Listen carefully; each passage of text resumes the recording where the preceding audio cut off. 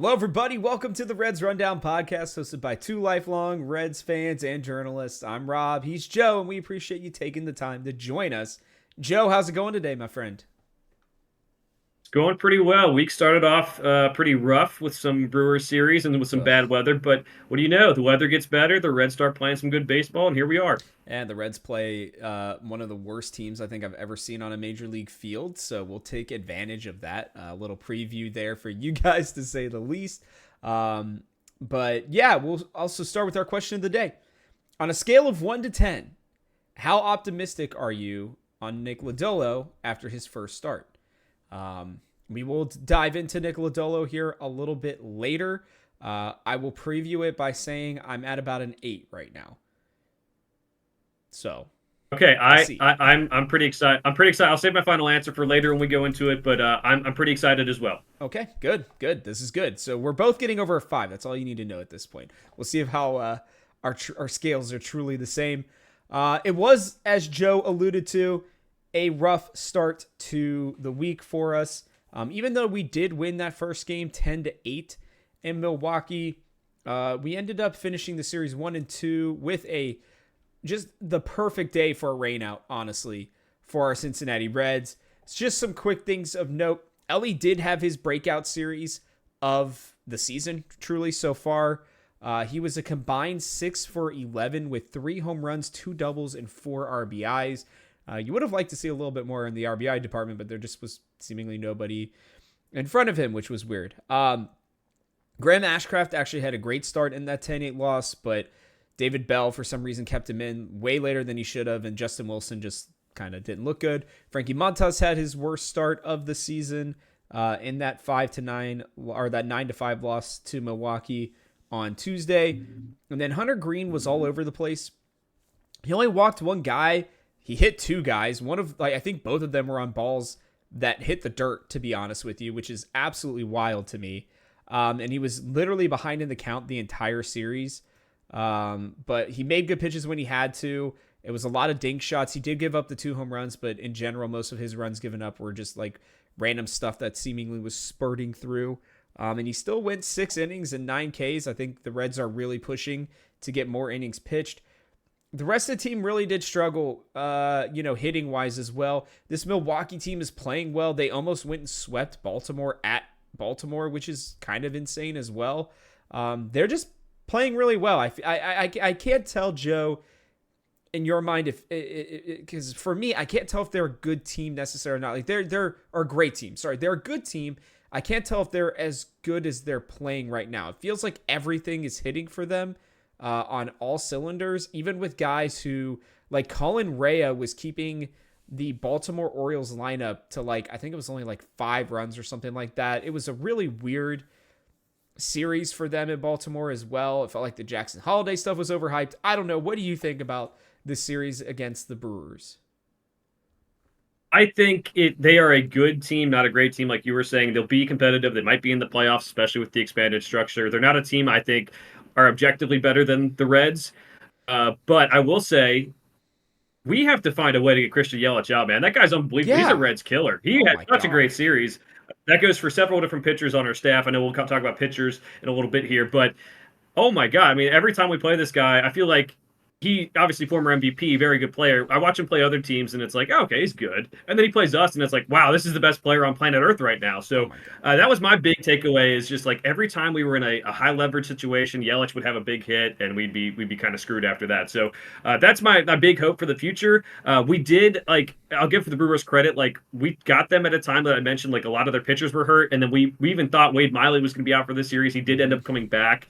Which was something we actually couldn't mention because we didn't know. But they've done well even without having a full like collection of players together in a way that's probably with 2 different starters who were on or 3 different starters who were on the IL and then some good relievers too. I would have thought that the Reds would have done better in those last 2 games of the series, but. I mean, props to the Brewers. They're playing good right now, and the Reds, I think, needed that rain out in that 4th game, Rob, to Oh, kind big of time. collect themselves and get ready for Chicago. So that was good. Well, and it was what else was really frustrating is it felt like outside of Yelich, they mostly handled the top of the lineup pretty well, but then they were letting Bryce Terang hit double after home run after random single, and then Blake Perkins also hit a home run, I think it was too. So it's listen, those are young guys, they're prospects that are supposed to be really good, and I think Terang is expected to be a pretty solid guy. I don't think he was great necessarily last year, but they did. I think they played above the way they're supposed to be playing. You're going to catch teams at times that are just hot, that there's just not a whole lot you can do against them. They're just seeing the ball really well. They're pitching it well. I wonder if this is going to continue. It kind of reminds me how the Pirates started out last year, where they were just like unbeatable for, like 2 weeks there, basically. I don't expect the Brewers to fall back to earth that much, but they do have, I think, like 4 people batting over like 350 or something like that right now, or very close to that. So, it's pretty unbelievable. They will come back down to earth and they'll have some bad weeks. We are very fortunate for that rainout, like you said. I think that rainout literally saved us a loss. We could still end up losing on August 30th when we play that doubleheader, but like it felt like we were almost guaranteed to lose that game against them. So, pretty happy for me on there. Do you have any other thoughts about us from that series before we move on to the White Sox series? Yeah, I would say this feels like to your point, Rob. I do think we got saved from another loss. I feel it's like the momentum is something I wanted to talk about because we've had series where it's gone well, and then we've had times where things start to fall apart, and you're thinking, okay, what's going on here? So we had like the Mets series, like after we beat Philly, it starts off, we win one of three games there. We're like, well, maybe we should have won 2 of 3 instead. And we go to the Brewers and we get back on this high horse, and then we kind of come back down to earth. And I think it's something that you said. I think David Bell's still figuring out how he's going to use different players. How long can you leave guys in games? Like, why did he leave Graham Ashcraft in that long, even though we won that game? Like, it made no sense. That you could see that he was losing it. We didn't have a plan to go about kind of getting him out of the game. And I don't know if it's because he was just concerned about having so many games in so many days, like straight, that he didn't want to use the bullpen too much, because that was my biggest criticism of him. But I think that's the big thing here these next couple of weeks is how is he going to use these pitchers? I think he did a good job of having guys who 8 innings in this series specifically. Yes. And that's good. That's huge. That is huge for us because if he can find those guys, and some of the guys aren't even on the team anymore, to just eat innings when we know we're going to lose, that's more important than throwing out a guy like you've talked about, Rob, Brent Suter, who maybe you've been overworked earlier in the season. So that, to me, that was really good to see that growth in that terms, but I still think he's trying to kind of perfect and define how he's going to use different pitchers in different situations here. Yeah, no doubt. I mean, Carson Spires was left out there to the Wolves in that Tuesday game, and he actually pitched pretty well, all things considered. He could have just given up a bunch more runs, and they were just seeing everything, and I think he did fine. Like, I think that's kind of his role for this team, is he'll get called up to eat innings in bad games when they need him to. I wouldn't be surprised to see him in those doubleheader games and stuff like that too. So this series, I will say, to kind of wrap it all up in a bow, it could have been a lot worse. This was our worst stretch of play for the entire season so far, was that week-ish of games.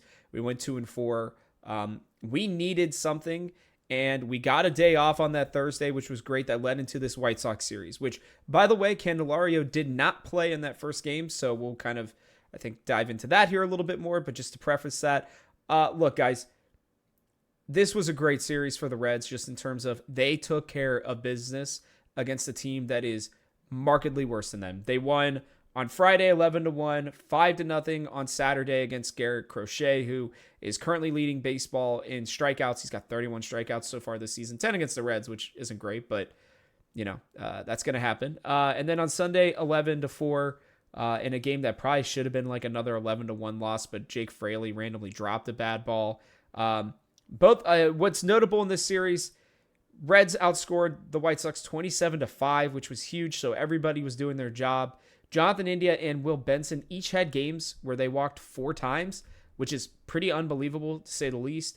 Ellie De La Cruz had his, another great game to start the series. Struggled a little bit more later on, but had a mammoth home run, 3 RBIs, big walk. Actually had more RBIs, I think, in this series than he even did in the Brewers series, which was better. Emilio Pagan was, we'll talk about him, I think, another time, but he still scares me a little bit. But the starting pitching was also great. Andrew Abbott, he didn't even look great necessarily, but he went 7 innings, only 4 hits, 1 run given up. That's about all you can ask for. Nick Lodolo, 5 2/3 innings in his game back in almost a full season, or full year exactly. 91 pitches, 1 hit, 1 walk, 10 strikeouts. Chef's kiss, baby. So good. So good. And then Graham Ashcraft, This dude is giving you almost 6 innings every single game right now, which is awesome. 5 2/3, 8 strikeouts. David Bell noticed when Ashcraft was finally starting to get tired, took him out of the game at the right time. And then the last big note here is that CES is starting to dig his way out. He had a really nice series. He had a 2-run home run. He had 7 RBIs in this series. So he accounted for almost a fourth, of the RBIs in this series. And I'll give a quick shout out to our friend Nick Martini. I still promise I'm going to drink out of a shoe here.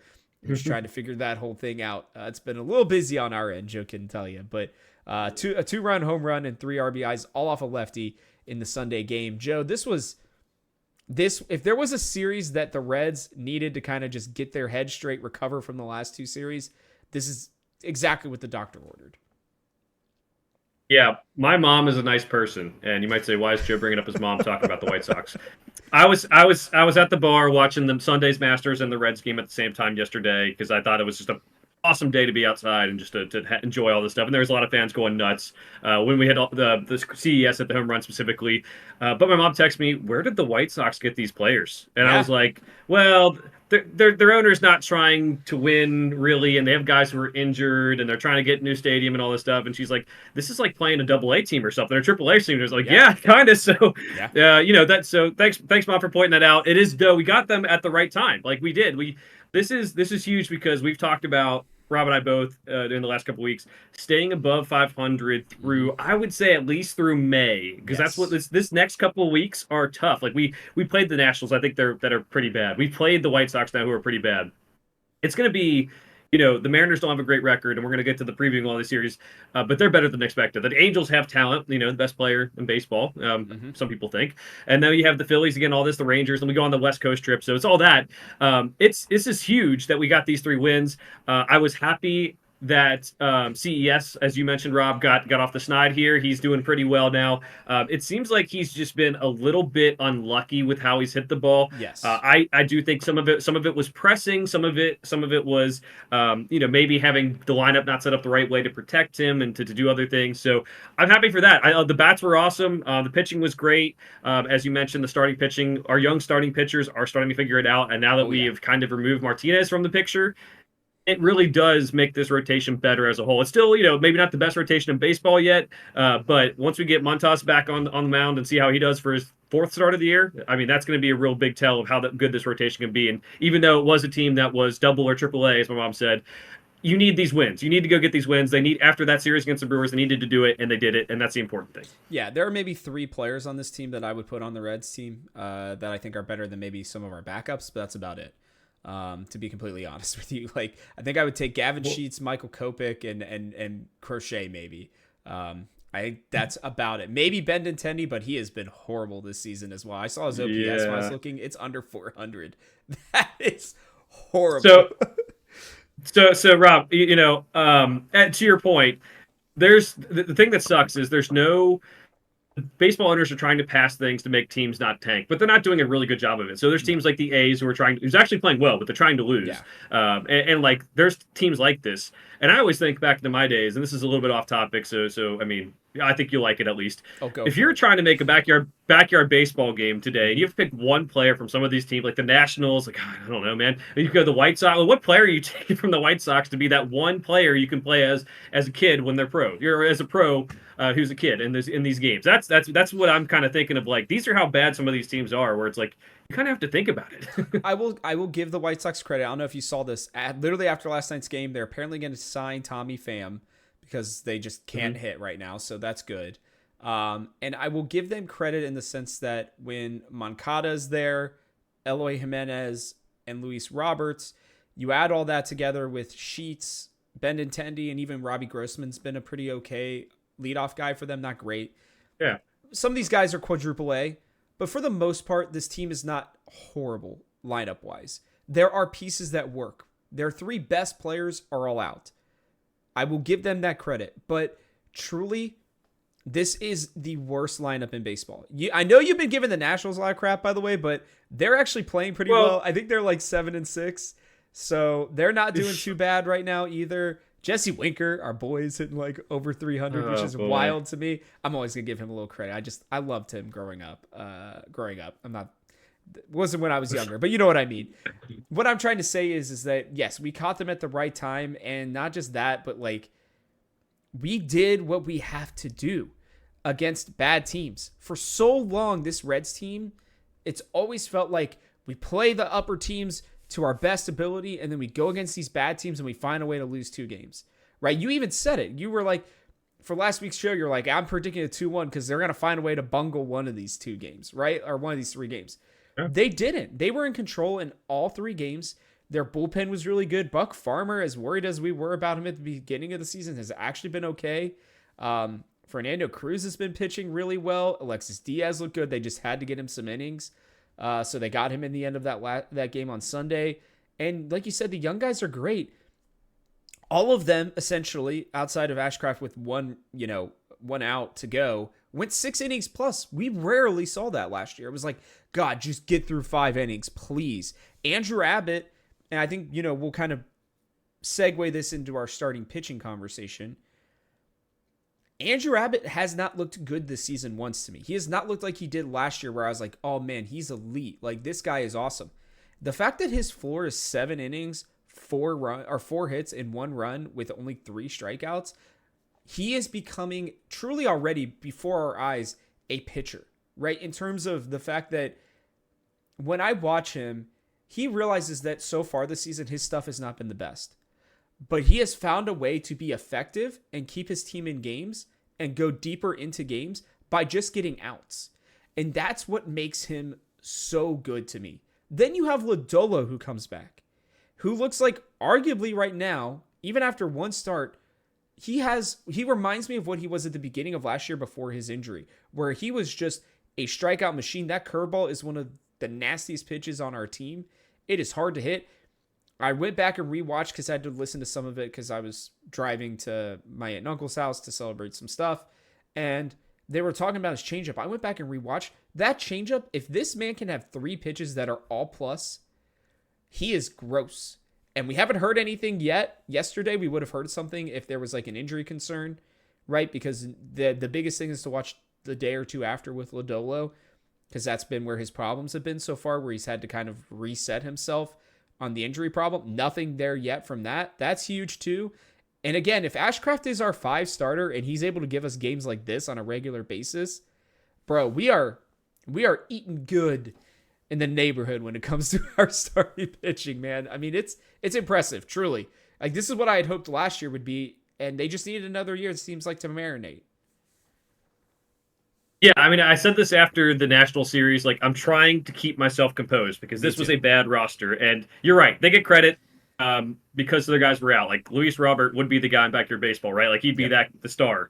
And there's a lot of people who want to get him out of there because it's just not fun. Yeah. But I'm trying to keep my expectations low. But as you said, Abbott has not looked great this year, but he's finding a way to work through things. And I think that's good. I think to a different extent, we saw David Bell against the Brewers leave Hunter Green in when he was struggling, and I actually really liked the move. I was like, this is to make the next step as a pitcher. He needs to learn how to get through stuff, to pitch longer, and to give this team more innings. And just seeing the starting pitching we had for this series, I'm excited. I mean, we have 2 young lefties who can really be different too. I think Lodolo is more about the break and how the pitches work. Abbott's about the placement. I think that's amazing that we have that. Then we have a power pitcher like Hunter Green who's young too. We have Montes who's trying to get these young guys to kind of like be pitchers and kind of do the right thing. So I'm excited. I think this is really good. Again, I keep on telling myself like, hey man, it's just the White Sox. Don't get too excited. But it's hard. It's hard not to be. So I think this rotation can be one that we're talking about top 5 by the end of the year. The funny part is, Rob, we've said it multiple times, is like they have guys who are in AAA right now who are good pitchers, a starting pitcher. We have Brandon Williamson down there. Like my biggest concern with this is someone getting hurt because we seem to have those issues, whether, Lodolo over the past couple of years, Hunter Green, Abbott with the arm fatigue last year, Ashcraft with the injury last year too. That's my biggest concern, but we have depth too. So I'm excited. I really am. No, me too. And the thing is like you said, I think it's worth noting the depth. We have Connor Phillips, Brandon Williamson, and Rhett Lauder all down there. And those are all big league arms, big league starting rotation type guys. All of them. So it's like we are almost 8 if you even want to count Nick Martinez, I think he's the ninth guy out of all of those, to be honest with you. Even I know Rhett Lauder's young, but I think Martinez will get you innings right now, but I think Rhett Lauder's a better talent. I don't think anybody's going to argue that. So we have 9 guys that can go out there and start a game right now, and I think that that's just really unique. I wonder what they're going to do future-wise, honestly, because if Grant, like, and the weird part is you were talking about all the different types of people. Graham Ashcraft is arguably our most nasty in terms of everything he has moves, and that's actually been to his detriment so far this season. It's like everything moves in a weird way that he can't control sometimes. I kind of want to take it. I put a tweet out there about how I want him to just take a tiny bit of nastiness off his pitches, and I think he truly could be like the elite 5 starter in baseball. Like, that's how good he can be. I try not to get too hyped up on him either. I know you like to joke about how much I do. I just like his stuff. It's gross. I mean, he really has nasty stuff. And if that's your 5 starter, man, I mean, realistically, I think Montas is going to be a 1-year guy at this point. As much as I like what he's doing, and I'm not saying this just because he had a bad start in his 3rd start, I just don't know that they're going to need him. I really don't, like, to be honest with you. So This is like, they did such a good job with this. I'm really proud of this team right now. I think David Bell grew a lot this week as well. Talking about the lineup here, I know it's been our topic of conversation. You can let us know if you hate the conversation. Or actually, you know what? Before we get to this, you didn't give us your Lodolo 1 out of 10. Oh, Let's do that okay, real quick, good. and then we'll go to the lineup. Sorry, I just remembered that. Okay, one more thing after something you said. Okay. The Montas does have a mutual option, so we'll talk about it after the season. Yeah. And we do have an epidemic right now in Major League Baseball where everyone's pitchers are hurt, and we've been fortunate not to have serious injuries yet. Lodolo's back. So there's a world where his base salary for next year would be $20 million, where if we're rolling and everyone's healthy, he's gone. There's a world where, hey, Lodolo gets hurt again, or Rhett Lauder's taking time to develop, where he's back. So I don't know. I don't want to speak in absolutes. Only Siths speak in absolutes, as Rob will appreciate that Star Wars reference. But you're right. No, I do think that's something to consider. Is like, he could be back, he might not be back. We may not need him at $20 million. My Lodolo grade, I'm going 9. I was very excited. I've loved Lodolo for a long time. I really did think, and I still think it could be the case, where Hunter Green and Lodolo are a nice 1-2 punch at the top of the rotation. Mm-hmm. The reason why it's a 9 is just the injury issues. Stay healthy. I want to see it more. The White Sox thing too. I'm going to go 9. Keep my expectations very, very high, but at the same time, if that injury comes back, I just feel like it's one of those things where the Reds have burned me so many times before. But I did appreciate, Rob, I don't know if you saw this. He was thanking the head trainer in the dugout after the start, like, thanks for getting me back. And that's just, you want to see those type of guys succeed. So I'm going 9. I'm excited. Yeah, and I'll give my reason for an 8 is purely based on he gets 1 point off because I'm still worried about the injury. I'd almost go that up to a half point up if we go through all of today and there's no injury concern, to be honest with you. We're recording on a Monday, just in case if you're wondering. My other point off is because that White Sox lineup is absolutely garbage. So, So I'm at an 8 right now on the hype scale. If he goes out and does this again, his next start is going to be at home against the Angels. Sorry, I had to remember when. And if he does that against an Angels lineup that I think is much better than the White Sox lineup, still not a great one, but much better, that may go up to like a 10 for me. I'm the hype man. That will hype me up as much as anything. We'll have to see. Okay, going into lineup conversation. Spencer Steer has officially moved up into the top 4 against righties and lefties. The Candyman, he will no longer be able to hurt us currently, at least in terms of batting fourth. He has moved down into I think a more proper 6th spot. I still stand by what I've said. I've watched him now for 2 weeks. His swing is interesting, but I am still very concerned. He had 2 hits the other day, which is great.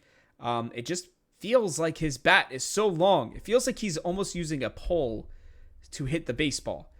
And it works sometimes, but I worry about him. So we did have that lineup switch. I think it's still really good. I think it's the best the lineup could currently be based on the players that we have available to us. Where are you at with the lineup right now, Joe? I'm not sold on it being the best possible lineup, but I am appreciative of David Bell moving the lineup around. And this was like, he started with the White Sox, the opening game of the White Sox series, right? that was 2 days before he had said, "Hey, I'm not going to move the line. I'm not going to change it. I trust my Yep. guys." And like, I get it. Like, I love that he has faith in his guys, but I appreciate him taking the knowledge we have of the first 10 games or so of the season and being like, "All right, we need to change some things up to give us the best chance to win." I'm very big on Spencer Steer being the 3 hitter and Hmm. CES being the 4 hitter long term. Yep. I just like that Spencer Steer is moving up in the order. I mentioned his splits against righties aren't that bad whatsoever, and I think he just has good at bats when he's up there. And then for the Candy, like, take some pressure off the guy. He's our big free agent signing on this team of young stars, and we like expected a lot of them. Batting him fourth, I never thought he was a 4 hitter. I thought like maybe a 2 hitter with the contact and the gap power. Move him down in the order, let him get some good reps in, and just like low pressure at bats, maybe at the bottom end of the order there. And I think that's be good. I think he showed in the last game of the White Sox series or the second game of the White Sox series, I don't remember which one, that he could hit near the bottom of the order and actually get some hits in too. So like I think it's good for everyone involved. Yeah, I completely agree with you. I think that this is a much better lineup. I do think Spencer Steer is the long term three as well. He's just shown the ability. I love, like, especially, I think Barry Larkin and Chris Welsh have both talked about his balance. I think Barry, especially, we know Barry's better at talking about hitting than anything else, but I do appreciate because he's right. Spencer Steer is always balanced when it comes to his swing, right? His body isn't fluxing forward or backward in any way. He's not dropping his hips very much. His shoulders are pretty even. And I think it's what it allows him to get the bat through the zone to almost every pitch. I'm a little concerned, honestly, about him pitching getting pitched inside a lot. I don't know if you've seen it, but his heat map is pretty awful on the inside. I wonder if teams are going to start to pitch him there a little bit more.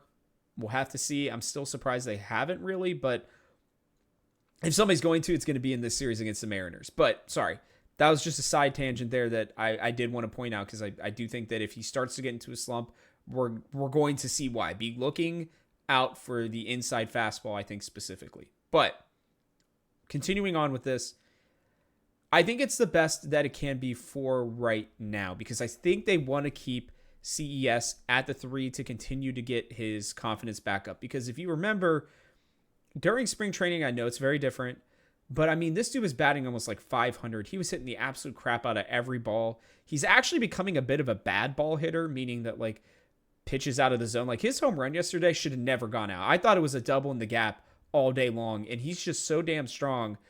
I mean, that was a 422 shot. You can't tell me watching it right off the bat that you're like, that's gonna go 422 easy. Like, no, it was a really nice hit. And then you have his little, squibber off the broken bat to the right side that gets 2 runs in. Like, that's the kind of stuff you need from him. I also think batting Steer, I'm telling you, I think this is what Bell's doing. I'm almost 100% convinced. I was telling our friend Chris this when we were driving around on Saturday. Bell is using Steer to protect other young hitters. That is what I believe he's doing. He did it for Ellie. Ellie started to figure it out. He moved Steer up.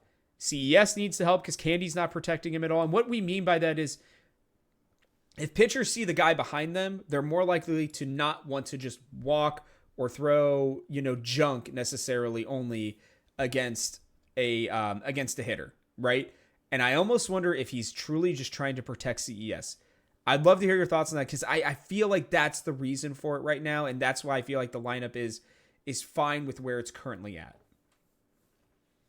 Right. No, I do think that's probably a portion of his decision making. I think that's not the worst decision in the world while you're trying to develop these young guys. But again, it's one of those things we talked about that it worked out this week that we ended up with a winning record. But like a week from now, if we lose 4 of 6 games this week, since we have 6 games, it'll be like, hey, is this the right thing to do? Like you're helping the long term growth of this team, but we're trying to win games now. So to me, that's a big thing. But I'm with you, Rob. This is not a situation that is easy. The Reds have 6 batters who are qualified to be in the league leaders for anything this year with that amount of bats they've had. The third highest batting average right now is 220 by Will Benson. Like it's not great. Like that this is like he's putting it together. I would say it's not the best lineup, but I'll give him credit where credit is due. He is moving things around. He's trying to jumble up the lineup a little bit to get guys who can get on base and that's probably part of his thing too, but I also think he wants to win and it's just there's not many good answers when half of your qualified batters are under 200 right now, and that's India, CES, and Candelario. So something to consider. I think it's he's doing the best he can right now. We're really missing some of those bats, but I'm excited to see if some of these moves to the lineup can really have an impact past just the White Sox series. Yeah, me too. And I think it's going to be because I keep alluding to this, and you guys are going to see it when we go through the Mariners series here in just a minute. Their starting pitching is no joke. It's probably one of the best in baseball. Honestly, I know statistically, two of their guys specifically have not looked great, but their top four, I would take even over ours, to be honest with you. Like, as high as I am on the Reds, their top four for the Mariners is absolutely nutty. And I don't know much about the Emerson kid, but we're not going to face him, so I didn't really look him up much. It's interesting that you say that because I have some interesting stats here, just worth noting for us. We are fifth in runs scored with 90 runs scored this year. What's really interesting is the two top teams have played 2 more games than everybody, and they only have 6 more runs than the Reds right now. So theoretically, the Reds are at least a top 5 team in runs scored, but maybe even a little bit better than that. And they're not only doing it on home runs either. They are third in doubles in baseball with 33. They're first in triples with 5. They're 10th in walks, which I think this series actually helped a lot. To give credit to Benson in India, part of the reason why their batting averages are so low is that they are walking. India specifically is walking at an absurd rate right now. He is top 4 with 13 walks. I had to watch some of the Chicago broadcast for a little while this weekend. And what was really interesting, Joe, is India has the lowest swing rate right now in baseball. He is, I think it's only like 30% or something like that. And his walk rate was like second in baseball based on at-bats. So they're doing what they need to do. Benson's top 7 with 6 steals, or with 6 doubles, excuse me. Like, we're putting ourselves in position too, because we're back to leading baseball in steals because we ran literally all over the White Sox with 31. And I think that those are just things that are worth noting. We're walking a lot. We are still striking out a lot, by the way. We're 7th with 148, but considering Ellie and CES make up, I think, like almost 40 of those combined, I can't say that that's a huge surprise in my mind, but this team is doing really well. And to give credit to the starting pitchers as well, they're top 8 in pitching ERA. You take out Nick Martinez, they're probably closer to top 5. They've only given up 8 home runs, which is 4 off from first, but they are leading the league in hits by pitch. So it's like the young things about this team. The reason I bring up these stats is the younger portions of this team, things where, you're hitting a lot of batters, you're striking out a lot as hitters, right? Those kinds of stats will go down as your hitters and your pitchers start to mature. And this team's already doing really well. And I'm not trying to overhype us too much. Again, that White Sox series inflated a lot of things, guys. A lot. Okay? But it is worth noting that all of these other statistics that I'm kind of bringing up here right now, these are things that they will get better at, most likely not worse.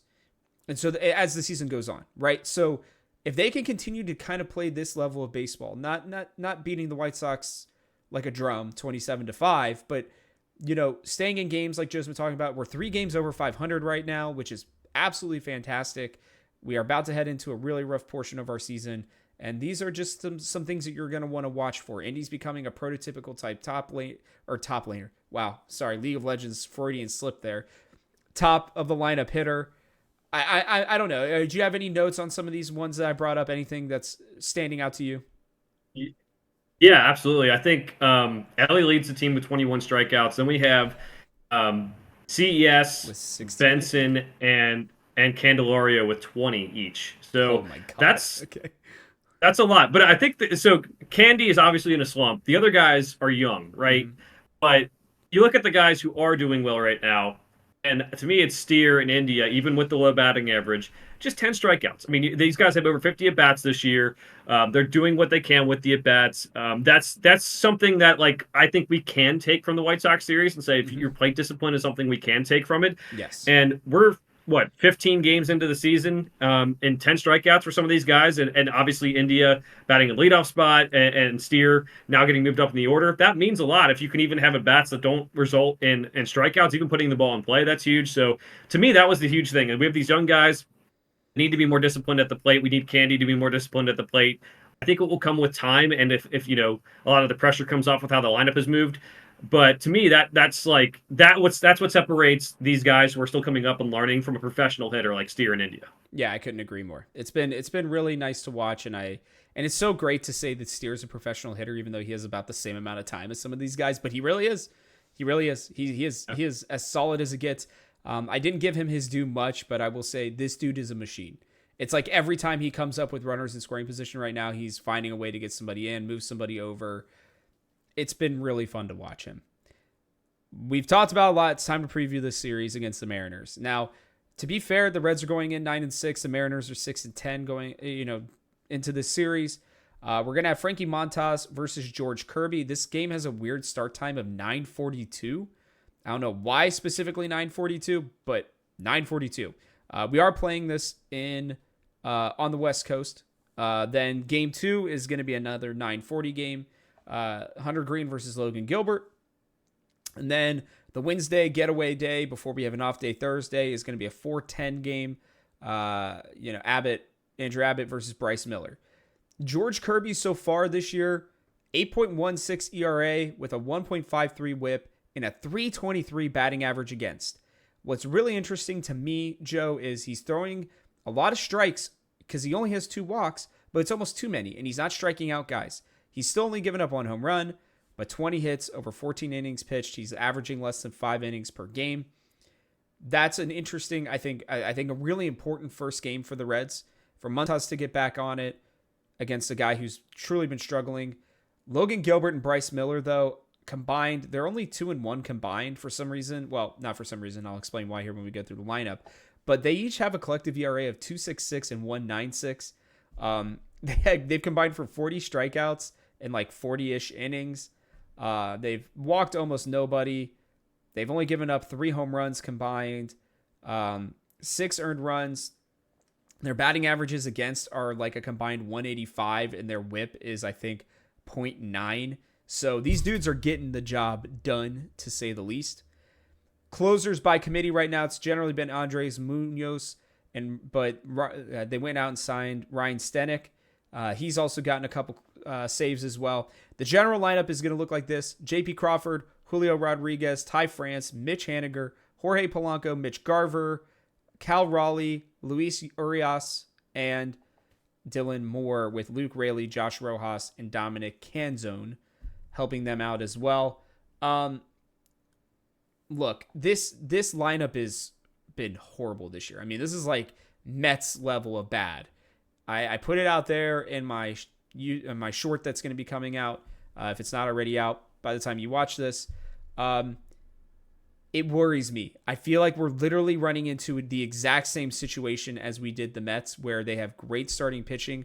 The one beautiful thing is they only have right-handed starting pitchers. We are 6-2 against righties, 3-4 against lefties. They do have 2 lefties on their staff, but neither of them are very good necessarily. Joe, it's an interesting series, to say the least. Yeah, I think the Mariners are a better team than the record would indicate. Yeah. They're 6-10 right now. They've had a tough schedule so far. Red Sox, Guardians, Brewers, Blue Jays, and Cubs. Not like the elite of the elite teams, but as you said, Brewers are playing good.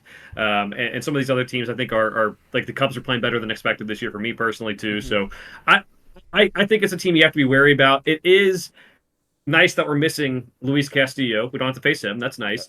But these other pitchers can pitch pretty well. So, and I think that the bats will start coming alive too. And Rob, one more thing. I had a theory about why it started at 9:42. I had to look it up to make sure. It's Jackie Robinson Day, 42. They're going to take. 42, okay, so. That makes sense. That makes way more sense. I didn't even think about that. Sorry. Well, Totally I didn't know think it's that cool. through. I was like, wait, it's Jackie Robinson Day, 42. It's either got to be promotion or something. So I was like, I looked it up while you were Smart. talking. I'm like, yeah, that makes a lot of sense. So that's why they're starting at a weird time. So you'll see all the players number 42 on it, and if you hate a certain player, you can just start yelling at that player, not knowing which one is which. That'd be great. So That is go for true. it. That is true. Yeah, no, this is a classic setup for our pitchers right now. Because I'm going to tell you right now, J.P. Crawford and Julio Rodriguez are not going to bat 150 all season. Ty France is not going to go much longer without a home run. He's still hitting the ball well. He's going to hit a home run, and I pretty much guarantee it's going to be in this series. He's going to have at least one, I feel like. Their top four are good hitters. The rest of their lineup does leave a lot to be desired. Cal Raleigh can be great. He's one of the better offensive catchers in baseball, but this team, for some reason, it's weird. Like, I've watched them a little bit over the years. They went out and they got Jesse Winker and A. Eugenio Suarez from us, as everybody remembers, mostly because they needed some more hitting, and yet this team just seemingly can't really hit. I don't know how to describe it. It's a very weird team where they have good bats, but they never seem to mesh at the right times and everything. Like, there's just something wrong with the chemistry of this lineup. Not that they don't like each other, but it's like there's just something weird about this lineup. And so we'll have to see. I mean, they are striking out even more than the Reds are. They're third in baseball, I believe, at least as of the stats that I got the other day. In baseball, in terms of strikeouts, they've only had 12 home runs, including 3 from Canzone, who's leading their team in home runs right now. And their team OPS, as of before Sunday's game, was 588, which is horrible. So, like, they're going to swing on a lot of pitches. They are going to put a lot of balls in play, but they're also going to strike out a lot. It's like a weird, I know that sounds really stupid. That's the only things you can do. They don't walk a lot is essentially what I'm trying to say. And they're a weird lineup. And I don't really know what to make of this series. I'm going to be honest with you. I'm scared enough of them for some reason, just because I feel like they're going to get hot against us. They're at home. We're having to travel for the first time to the West Coast to a really just weird 3-game series on the West Coast, which I absolutely hate. I'm going to pick a 1-2 for this series. It just seemingly makes sense to me, and I'm really disappointed because I feel like they could also easily 2-1 or 3-0 this series. I think they're going to win one game for sure. I'm hoping it's that first game, but we'll have to see. I'm going 1-2 as well. Reason being, I think the pitching is really keeping this team afloat for the Mariners. Yeah. That more than people realize. They have these young pitchers, and you might think, oh well, maybe we'll go to the bullpen. They have 5 different players in the bullpen on the IL. No, they're I think 7th or 8th in bullpen ERA this year. So you can't really attack it. Like, even if you get the starter out of the game, they're doing well with the bullpen, even though they have these injuries. And like you said, they're not the most consistent hitters, but it makes me wonder now, are they due? I'm excited to watch it, though. I'm excited to see how we attack these guys and have something to watch late night. But, you guys said there's some stars out there. Julio Rodriguez is a star. There's no way he keeps on hitting 150. And it might just turn around that he's playing against us, and that's scary for me to hear. But I'm going to go 1-2 as well because of those reasons. Guys, this team will hit. It's going to be either this series or next series. I almost guarantee it. So we're just going to have to hope that we get one more good series of good fortune, because otherwise I do think a 1-2 seems likely. Next, we head to the Angels, but we're not going to Los Angeles for some stupid reason. I don't think we even play them in Los Angeles this year, which is also stupid, but whatever. We come home against the Angels after a day off on Thursday. We'll have our normal start time, 6:40 for the first 2 games on the weekend, and then a Sunday game at 1:40. We got Nick Lodolo versus Tyler Anderson, who got lit up by the Red Sox on Sunday, so I didn't get his new ERA in there, but it was not good. Graham Ashcraft versus Patrick Sandoval. Frankie Montas versus Jose Soriano. At least that's projected. We don't know about injuries and stuff. The Angels do have a couple injuries to their pitching rotation right now. That's what I'm projecting. I'm pretty sure about our guys. Don't know about theirs. This is looking pretty good for us, in my opinion. When Tyler Anderson and Patrick Sandoval are your top guys right now, and Jose Soriano is not great, their starting pitching is not exactly fearsome. The problem is they're both lefties. And for some reason, we're struggling mightily against lefties, even though I think we have some pretty good right-handed hitters in our lineup. We do dodge Reed Detmers, who's like one of the best pitchers right now in baseball, so that's worth noting as well. We're somehow dodging both number 1 starters from the Angels and the Mariners series. Their closer is Carlos Estevez, who has been lights out so far, but he's only gotten like 4 chances. I think he's like 4.1 innings or something like that, so nothing too crazy. Their lineup consists of known baseball hater Anthony Rendon, Nathan Shaniel, Mike Trout, Taylor Ward, Aaron Hicks, old friend Brandon Drury, Mickey Moniak, I think it's Tyler O'Hoppe, and then Zach Neto. So with Miguel Sano, Joe Adell, who can never figure it out, Luis Rengifo will probably play. He just, for some reason, hasn't necessarily been starting consistently for some reason. And then Matt Thaiss. So what do you think of this team, Joe? I feel like it's a little easier, especially coming home, than the Mariners series. But, you're facing Mike Trout, so. Yeah, this is a much easier series. The Angels have had a history of being run very poorly, and that extended into last year when they had Shohei. Then they were like, hey, let's not trade Shohei even though he won't sign a contract with us, and then Shohei walks for free. And now you have Mike Trout, who wanted to trade, and then he decided, no, I don't want to trade, I want to stay there, who has had one postseason series in his career despite being the best player in baseball for at least a 10-year stretch until, I guess, Shohei got here. Yep. That's what's on the table here. Is they've got some guys that, like, the roster is so weirdly constructed. Like, you got guys like Aaron Hicks, who, like, a lot of Yankees fans hate Aaron Hicks because of what he did in New York and just not being productive. You have Anthony Rendon, as you said, baseball hater, does not want to be playing baseball. The best job in the world, he doesn't want to be doing it. You have Brandon Drury, very good for us a couple years ago. I mean, a really awesome season. No one expected that, and we traded him away. It just seems like that things haven't necessarily worked out for the Angels as a whole with all these things going on. You still have to be wary about Mike Trout. I would say this lineup is weak enough that you could pitch around him and feel good about it. Even if there's a runner on, put Mike Trout on, avoid that big bat. I don't want to see, as you mentioned, like Pagan go in there and give up some fly balls. Don't put Pagan in there against Mike Trout, please. I don't want to risk that. But No, this is a team that should be very beatable for the series. As you mentioned, the left-handed pitching is something that concerns me. We have struggled with them even dating back to last year. We have good right-handed hitters. They haven't done it.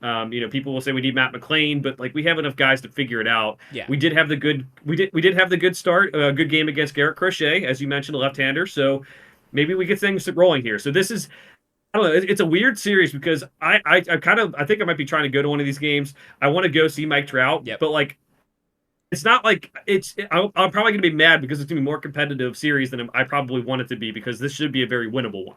Yeah, I feel the same way. I mean, truly, there are 3 hitters right now in this lineup that are doing anything. It's Mike Trout, Taylor Ward, and O'Hoppe. That's it. O'Hoppe's having like one of the best catcher seasons so far this year. I think he's batting like in the mid 300s. So this team doesn't have.